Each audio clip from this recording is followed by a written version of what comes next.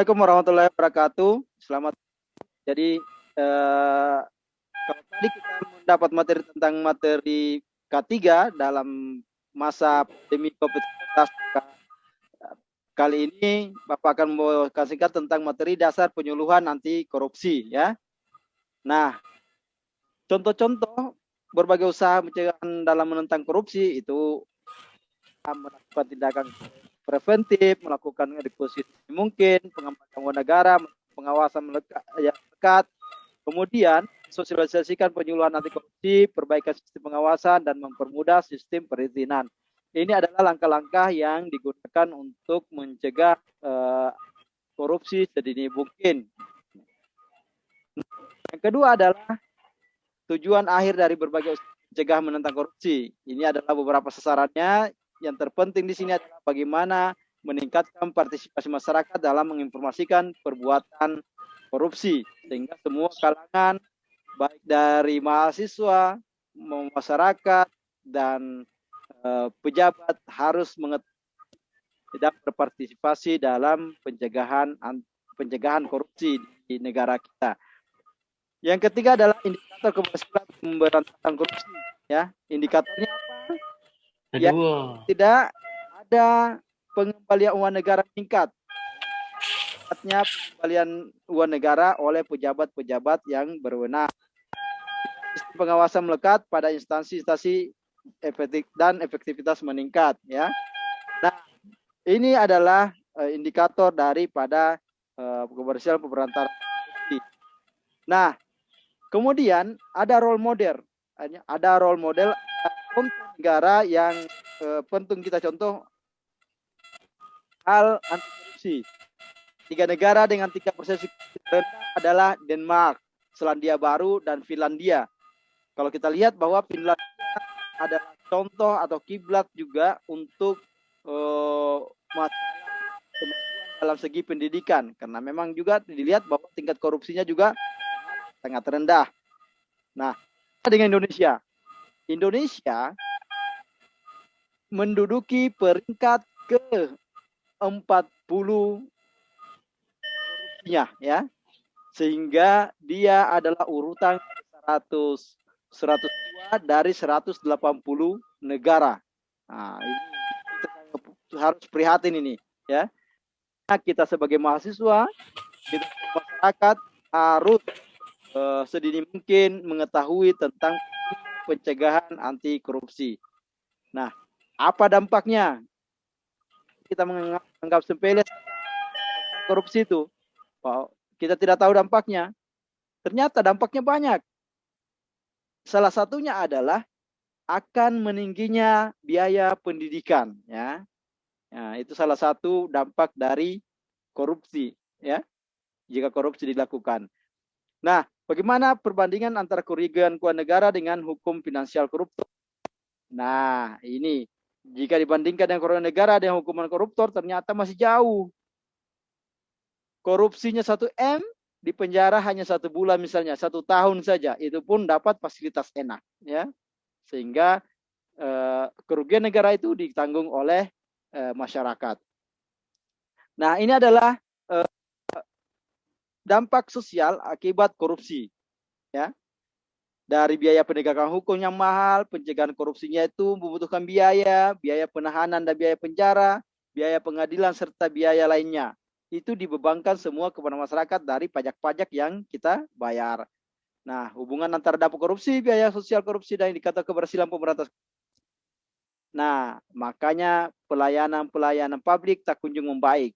Banyak tempat-tempat pelayanan publik yang harus kita mengamplop dulu baru dilayani, dan lain sebagainya. Itu adalah dampak dari korupsi.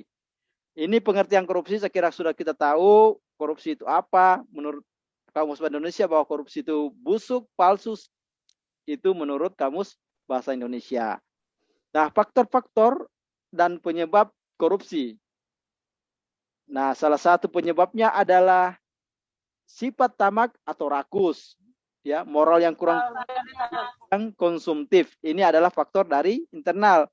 Kalau faktor eksternalnya, yaitu lingkungan politik, sosial.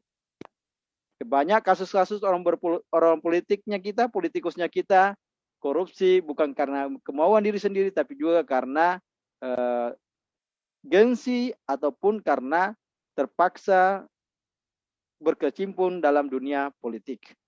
Ya. Kemudian dasar hukum pemberantasan korupsi di Indonesia. Ini adalah beberapa dasar hukum pemberantasan korupsi Indonesia dari tahun 1971 sampai sekarang. Ya, terakhir instruksi Presiden tahun 2004 mengatakan adalah percepatan nomor 5 tahun 2004 tentang percepatan pemberantasan korupsi di Indonesia.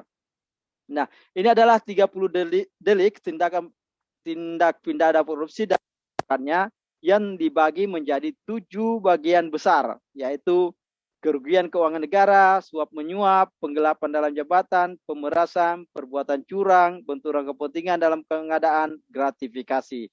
Nah, dan terpenting lagi adalah bagaimana kita membedakan gratifikasi, uang pelicin, dan pemerasan. Ya, kalau gratifikasi itu adalah kita diberi cuma-cuma, tetapi kita sebagai pejabat, nah itu kita hindari ya. Nah, boleh aja, tapi jangan kasih oleh undang-undang dengan besaran-besaran tertentu. Kalau uang pelicin itu kadang kalau misalnya kita mau meloloskan proyek dan lain sebagainya, itu uang pelicin. Ada kepentingan di dalamnya. Ya. Nah, ini adalah 3 kelompok jenis pemberian: gratifikasi, suap, dan uang pelicin, serta pemerasan. Kalau pemerasan itu kadang ada rekanan kerja, kita wajibkan untuk memberikan kita berapa persen. Nah, itu namanya pemerasan. Ya. Nah, bagaimana strategi dan rencana aksi pemberantasan korupsi?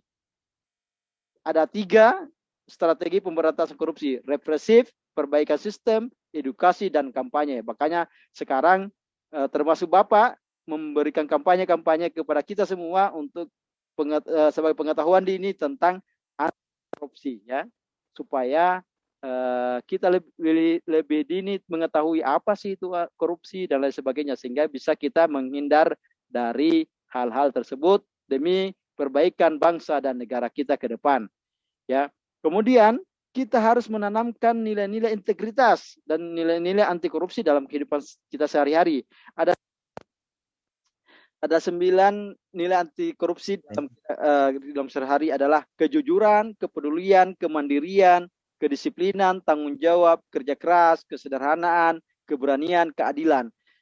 9 nilai anti korupsi ini kita harus tahu, kalau perlu kita hafal, sehingga kita bisa aplikasikan dalam kehidupan kita sehari-hari. Harapannya adalah bisa memberikan dampak terhadap kemajuan bangsa dan negara kita ke depan. Jadi untuk menciptakan pemuda-pemuda masa depan yang berintegritas, kita harus tahu nilai ya. Demikian ya yang dapat Bapak sampaikan. Semoga ini dapat bermanfaat bagi kita semua, sehingga dapat memberikan pengetahuan bagi kita dalam penanganan nilai-nilai korupsi. Ya. Sekian atas segala perhatiannya. Assalamualaikum warahmatullahi wabarakatuh.